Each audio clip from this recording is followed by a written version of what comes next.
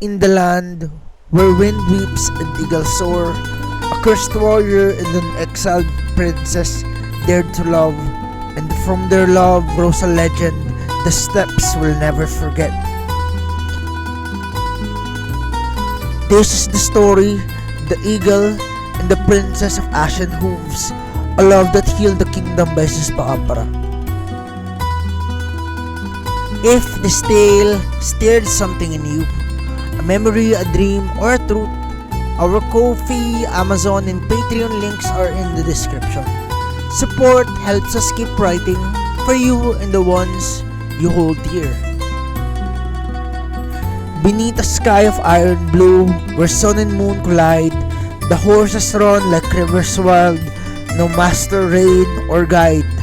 The earth is stitched with hoofbeat drums, the wind a roaring choir, and the vessel who rides the plains is forged in frost and fire. We drink the dawn from leather cups, we taste the storm's black breath. Our mothers braid the eagle's strength into the child's first step. The old songs rise like curling smoke from fires built in sand, and every name is carved by hand across this endless land. No walls confine the herder's heart, no stone can mark our home, for every path is in the stars, and every road is known. We chase the clouds, we raise the hawks, we bow to none but sky, and when we fall like kings, with open hands held high. The cans may rise, the cans may fall, their banners red with years, but what endures is not the throne, it's laughter, blood, and tears. The tent, the child, the old horse, the song, the hush of grassy seas. These are the crowns we pass along on winds that never cease. So lift the horn, so sound the drum, so dance beneath the moon. So tie the thread of love and war, and cut it not too soon. For in the heart of ashen dust, beneath the eagle's cry, we are the ones the gods forgot, but we remember why. Ride on, O steps of gold, through storm, through peace, through pain. We are the shadow and the flame, the dust that speaks your name. No matter where the years may break, the hands that held the rain, the endless step will ride with us, through love, through loss, through flame. The steps were endless. They breathe under the sun like a sleeping giant.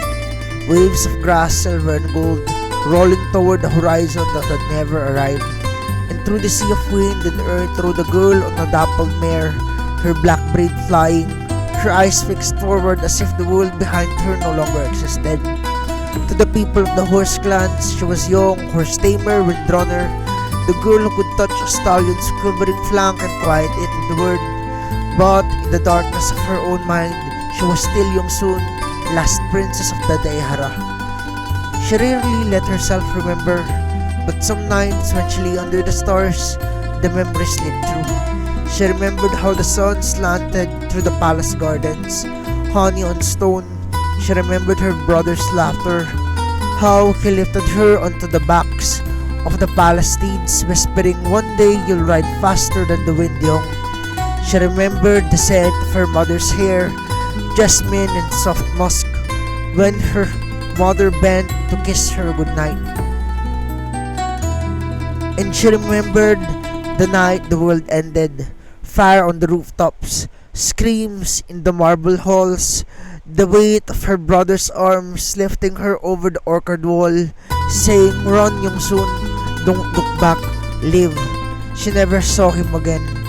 In the years that followed, she wandered, nameless, until she found the steppes, a place where no one asked questions, where she could become someone new. She learned to braid tack, to heal wounds, to read the flick of a horse's ear or the shiver in its skin. And yet, under the strength she built, there remained a hollow place where the princess had lived. And into that hollow, one night fell a shadow. They called him the Skybound, a feathered curse, the man who wore an eagle's wings by day and the man's kin by night. Jess. He had been circling for days. She had seen him, black against the sun, his cries splitting the sky like grief. And then, one cold dusk, she found him collapsed near the water trough. Naked, trembling, skin fever hot, scars like old stories across his chest. She should have left. She didn't. She knelt beside him, wrapped him in her blanket and whispered softly, "You're not a ghost." His cracked lips curled. No, worse. She stayed even when he tried to push her away, even when he said nothing, staring at the fire like it might burn a hole through his memories. And slowly, not in one night, but over many, the silence cracked. He told her haltingly of his tribe, the northern horse lords, proud and fierce, who sang to the sky and rode like storm winds. He told her how he had hunted the great hawk, a storm bird whose wings blotted out the sun, how he had failed, how the creature had cursed him, to fly alone, to walk alone, to never belong to either sky or earth again. In turn, she told him quietly, carefully of the Deehara, of the river palaces, of the orchard walls, of running barefoot under moonlight, with the smell of blood in her nose and her brother's voice fading into the trees. Some nights they spoke, some nights they only sat shoulder to shoulder, staring into the dark. There were moments, small aching moments, when their hands brushed, when she showed him the river dances of the Daera, laughing as she stumbled through the steps, and he showed her his people's dances, fierce and wild, feet pounding like hooves. When a young horseman watched her too long and just turned away sharply, his mouth tight. When she caught Jess looking at her with something raw, something unspoken, and felt her chest tremble like a struck bell. They were not lovers, not yet, but they were no longer strangers. The summer storms came with black winds. The rock, the same one, returned, tearing the sky open, lightning crackling in its feathers. Horses reared, man fled, and the earth itself seemed to shudder. Jess staggered, caught mid-shift, half-winged, half-human. "I can't," he gasped, voice breaking. "Young, I can't fight like this." She grabbed his face in both hands, fierce as fire, and said, "Then we'll fight it together." She rode into the storm, her stallion streaked with sweat, her voice lifted in the war songs of the Daera, words she had buried for years, now breaking free like floodwater. Jess tore through the sky above her, an arrow of black fury, his talons flashing silver. When the last arrow struck, when the rock fell in a scream of thunder, when Jess crashed to earth, he did not rise as a beast, he rose as a man. He found her on her knees in the grass, sobbing, her hands pressed to her mouth. He dropped to his own knees, laughing and crying all at once. "It's done, Young, it's done." She flung herself at him, arms wrapping around his shoulders, her body shaking. "No, Jess, we did it. We're free." They rode to his tribe, where word of the curse breaker had raced ahead. Jess, the fallen eagle son, was welcomed with feast and fire. Young, she was met with wary eyes. An outsider, a woman of a broken kingdom, a horse girl, not a Khan's wife. At first, Young tried to disappear, let Jess shine, let the tribe love him. But something in her that had buried the blade twisted. She remembered her mother's hand on her shoulder, her father's crown, her brother's last words. No, she could not fade. She worked. She rode with the herders, breaking the fiercest mares. She learned the clan songs, the old tongue, the rites of winter and fire. She sat with the old women, helping sew harnesses and cloaks. She took arrows in her hands and learned to string a bow. When Jess was called to council, she sat beside him, silent but watching. When the war parties rode, she helped plant supply routes. When a sickness swept the herds, it was Yong who stayed up 3 days and nights nursing the colts. But there were failures. She misstepped. She spoke too boldly. She tried to command where she should have listened. She burned with shame when she heard the whispers.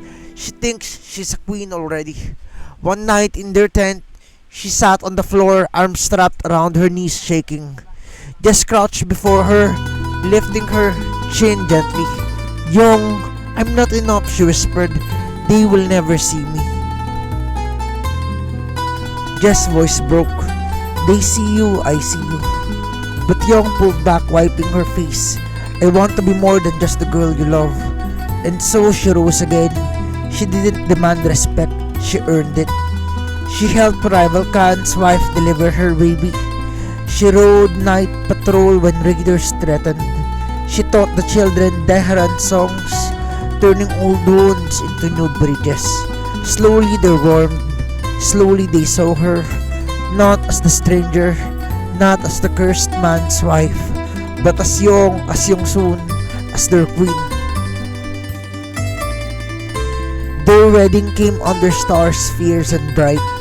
They danced both dances, his, hers, theirs, stumbling, laughing, holding onto each other's hands like they had been lost at sea and only now come home. And when Jess took her hands, his voice trembled. "You didn't just break my curse, Yong." She smiled, eyes wet. "What then?" His forehead pressed to hers. "You gave me back myself." And Yong, no longer running, no longer hiding, whispered, "And you let me become who I was meant to be." They ruled together, not as legend, not as myth, but as people. Fierce, flawed, brave. Together they made the steps home. And when they walked among the people, the old ones whispered, "There goes the Eagle Khan, and there beside him the Ashen Queen." And sometimes under the moon they still danced, not because they had to, but because they could. And so the years turned, as they always do upon the will of wind and sun. Just the Eagle Khan and Yongsun, the Ashen Queen, ruled not with iron but with voice and hand, with the fierce grace of two who had known what it was to lose everything and to build anew. The song of their love carried across the steppes, from the tents of herders to the halls of the khans, braided into the hair of children, woven into the banners that snapped in the high mountain winds. And in time, when their hands grew old, when their bodies bent, but their spirits burned bright, they stood together atop the hills where they had first watched the dawn, and looked upon their sons, their daughters, the grandchildren who rode like fire across the plains, the elders that whispered it first, then the warriors, and then the singers and the keepers of tales. From their blood will rise a great gun, greater than all who came before, one who will carry the sun in his hands, one who will ride where no hoof has dared, one whose name will echo long after the grass has swallowed our bones. And so the prophecy was born, so the line was set, so the step to watch, patient and wide, for the child who would come, who would carry the weight of eagle and river, and shape the world anew.